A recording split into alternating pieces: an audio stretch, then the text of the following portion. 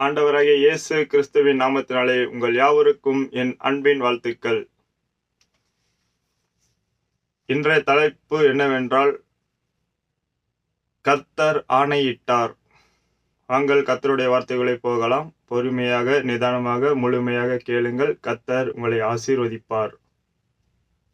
இனி நான் உன் தானியத்தை உன் சத்துருக்களுக்கு ஆகாரமாக கொடேன்.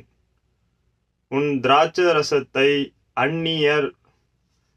அந்நிய புத்திரர் குடிப்பதுமில்லை என்று கர்த்தர் தமது வலது கரத்தின் மேலும் தமது வல்லமையுள்ள புயத்தின் மேலும் ஆணையிட்டார். ஏசாயா 62:8. இன்றைய கர்த்தருடைய வார்த்தையை கேட்ட பார்த்த உங்கள் யாவரையும் கர்த்தர் ஆசீர்வதித்து உங்களை பெருகவே பெருக செய்வார். விசுவாசியுங்கள். மறக்காமல் உங்களது சப்ஸ்கிரைப் செய்யுங்கள், லைக் பண்ணுங்கள், கமெண்ட் பண்ணுங்கள். தேங்க்யூ.